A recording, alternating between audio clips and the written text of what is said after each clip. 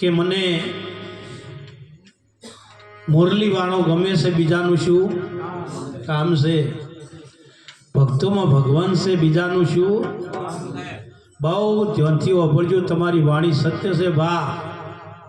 પણ ભજનમાં ગોપી મંડળને બે હાથ જોડીને વિનંતી કે આપણો ઘરના કોના ડખો ના થાય, નગે બીજા કોના હો હું તાચી રહ્યો હો અને પેલા હવાર દાંતડે નહીં હાલે. ભજનમાં જઈને આયા ગોપી બનો તો બની જોણજો. અને ગોપી મંડળને એકવાર તાળીઓથી વધાવો. પહેલી વાર ગોપી મંડળના મુખેથી મેં વાણી આપણી છે, એટલે મેં કીધું તો ગોપી મંડળને બે વાણી આલો. અને જો બહેનોમાં ભજનનો રંગ લાગે ને તો એ પરિવારમાં, આખા પરિવારમાં ભજનનો રંગ લાગે. બાકી એકલા ભાઈઓ જાતા હોય ને બહેનો ના આપતી હોય ને અહીંયા કાઠું હોય છે. તમે કોણ કે સંતોન લાંબા છે કે હોય શું ગાલ્યું છે? પણ બેનો જો બેડું ઝડપે ને બા તો બેડો. તો એટલે વંદન કરું છું ને એટલે મારે એમના ભજનો ભળવાની ઈચ્છા થઈ હતી બા.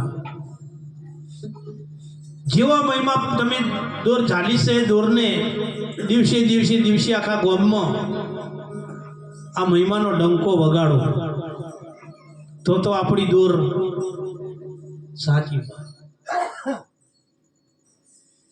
બાકી પરમાત્માએ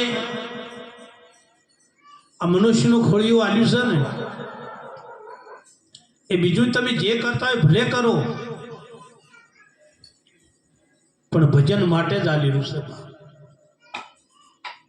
ઘણી વાર એમ થાય કે ભજન કરવાનું બીજું પછી કોણ કરશે? તો ભજન કોને કરવાનું છે ને એ ખબર આપણને પહેલી પડવી જોઈએ બા. 24 કલાક 1 સેકન્ડ કોણ 1 સેકન્ડ હાલ તમે હોય બેઠો છો ને તો મન ચોય ઓટા મારતું. આ મનને ખાલી દોર પકડા બની છે. બીજું તો જે તનથી કરી જાતા હોય એમાં કોઈ ખલેલ પડવાની.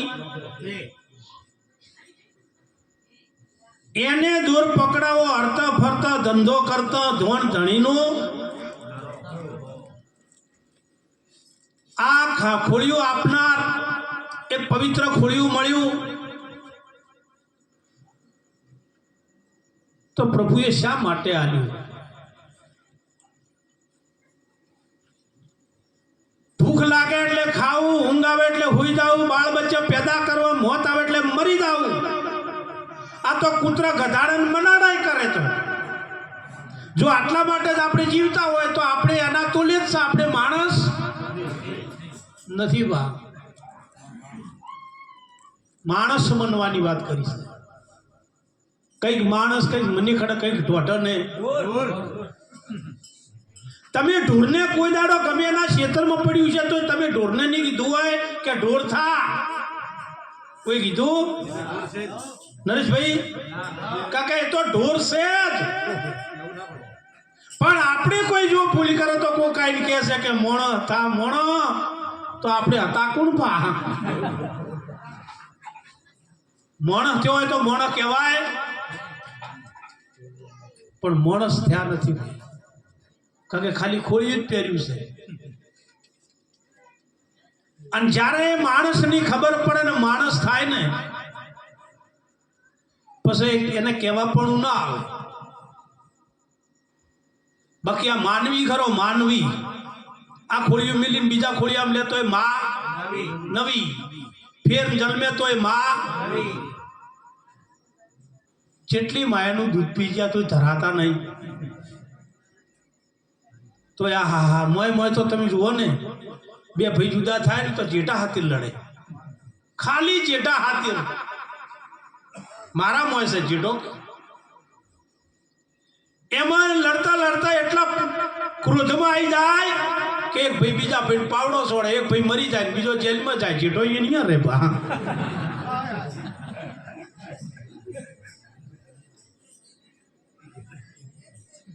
આપણા ભાગ્યમાં હશે તો કોઈના બાપની તાકાત નથી કે આટલું પણ લઈ શકે. અને જો આપણા ભાગ્યમાં નહીં હોય તો આપણા બાપ બાપની તાકાત નહીં કે વળતું લાવી કે આજે તમે ઉત્તરાયણ હતી જોઈ છે 2 દિવસથી પવન ઓછો છે પતંગ ઉડાડવા વાળાનો વખો તો છે જ પણ તમે ઉત્તરાયણનું જોયું છે બા આકાશની અંદર કોઈ ઝાડ પાડ ખરો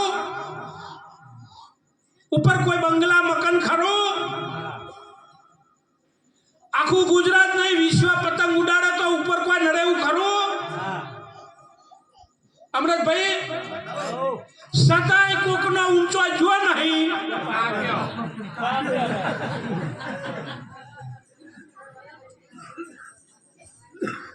આ માણસની પ્રકૃતિ તો જુઓ આગળ જાય ના ટોકા ચાલે છે જે કોઈ નહીં કરતો ને કોઈ કશું નહીં કહેતું બા આ ભગત હોય બીજા કોમ નહીં ભગત થઈ ગયા મને ખબર છે કેવા છે પણ જો જાતા જવા દો ને એમાં પતંગ ઉડાડે પતંગ ધરશે દોરી ભાઈના હાથમાં છે ફિરકી ભાઈના હાથમાં એ સોડે એટલો છાટે પેલા તો વચ્ચેમાં વધારા ના છે જેવો પ્રસંગ છે અને હમણાં અમારે કીધું કે ઉત્તરાયણ છે પૂની કરો કદાચ મેં તમને કીધું છે બધા હોય નહીં આખા ભારતમાં ઉત્તરાયણનું ગાયન ને પૂળા તમારા ગમન નો કે કૂતર ને શીરા ધોનારજુ બાના કે બધું કરેલું ફેલતા હે આ પુણ્ય માટે છે પણ પુણ્યનો મહિમા એવો છે કે આ હાથ પુણ્ય કરે અને આ હાથને ખબર ના પડે તો તમારું લેખે લાગે બાકી ગોળ મરાવશો ને તો જીવ જે કરતા હોય કરે મારું કોઈ ના નહીં ગાય ને પૂરા પુણ્ય માટે તો આજે આ ગોમમાંથી કધાડન કેટલા ને હોય છે કધાડા માટે પૈસા ભેળા કર્યા હે અરે પૈસા ભેળા કરી બીજા હાલો ને બીજા નહીં ચલો એક વાત સાઈડમાં બીજી વાત કૂતર ને શીરા મેલ્યા લાડવા ખરા ભૂંડા ને ઝાટકા મશીન અને મમરિયું એ તો હશે કે નહીં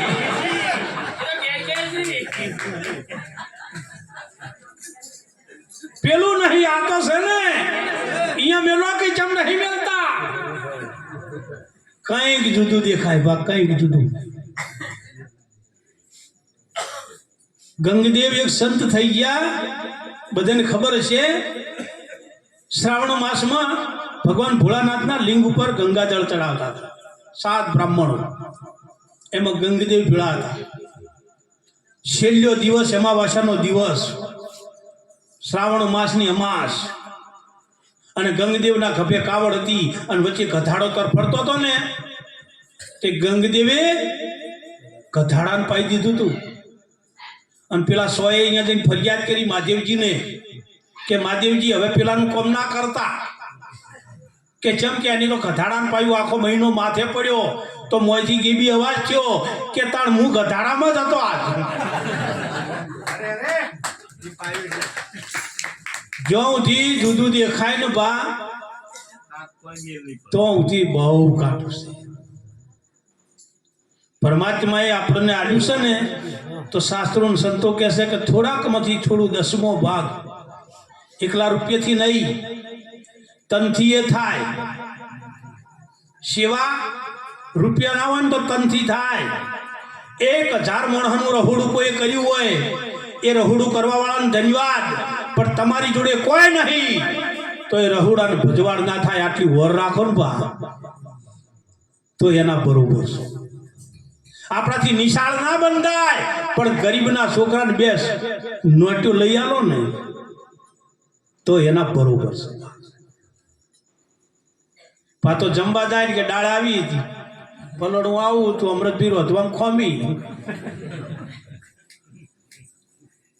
ભૂલમાં ભૂલ કરશો ને ભૂલમાં ભૂલ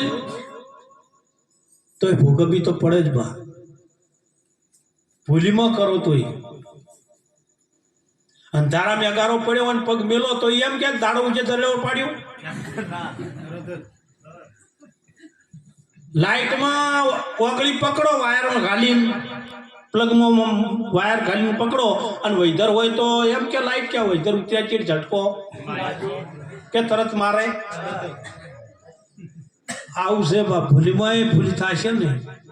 કર્ણે ખાલી ઓગળી કરી હતી, પાંડવોનો વિરોધ હતો પણ ખાલી ઓગળી કરી હતી. આ દિશાએ પાંડવોનો યજ્ઞ છે, ઋષિઓને મળ્યા હતા તો અંત સમયે એને ઓગળીમાંથી અમી આવી હતી બા.